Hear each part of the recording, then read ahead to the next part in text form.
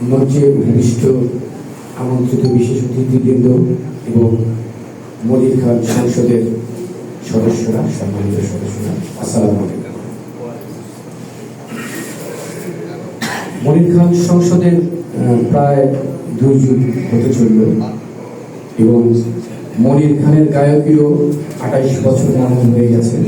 তো গান শুরু করার 5 বছরের মধ্যেই এত বিশাল একটা ভক্তকুল গড়ে তোলা, এটা একেবারে চারটিখানি কথা নয়। এটা খুব কম শিল্পীরই সৌভাগ্য হয় এই এত বড় গান। এবং আমি সৌভাগ্যবশত অনুষ্ঠান শুরুর একটু আগে এসেছিলাম। তো যেটা দেখলাম যে এই মনির খান সংসদের যারা সদস্য, যারা মনির খানের ভক্ত, তারা শুধু মনির খানের ভক্তই নয়, তারা মনে প্রাণে সঙ্গীতকে ধারণ করে, তারা সঙ্গীতের ভক্ত। তারা নিজেরাই গান গাচ্ছিলেন, মনির খানের গাওয়া গানগুলো। তারা মনির খানকে কতটা ভালোবাসেন সেটা আমি তখনই বুঝতে পেরেছি। ভালো গান গেলেই কিন্তু একজন ভালো শিল্পী হতে পারে না। শিল্পী হওয়ার অনেক অনেক বিষয়বস্তু আছে। মানবিক গুণাবলী থাকতে হয়, প্রবীণদের প্রতি শ্রদ্ধা এবং নবীনদের প্রতি ভালোবাসা, এই সমস্ত গুণাবলী থাকতে হয়, সামাজিক দায়বদ্ধতা থাকতে হয়।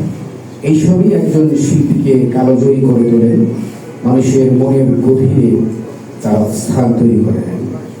তো এই সমস্ত গুণাবলী সবকিছুই মনির খানের মধ্যে আমি দেখেছি।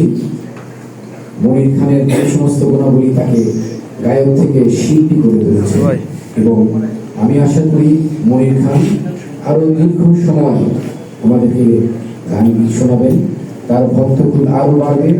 এক সময় তার ভক্তকুলরাই আমাদের সারা দেশে সঙ্গীতের আলো ছড়িয়ে দেবে এবং যারা গান ভালোবাসে তারা কখনোই অন্যায় করতে পারে না বলে আমি মনে করি।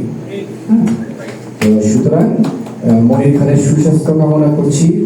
আল্লাহ তাকে দীর্ঘজীবী করুন, সুন্দর স্বাস্থ্য দিন এবং উনি আমাদেরকে তার গানে গানে আরো সমৃদ্ধ করুন এই কামনা করছি এবং আরো ভক্তকুল ওনার সারা দেশে গড়ে উঠুক এই কামনায় রইল।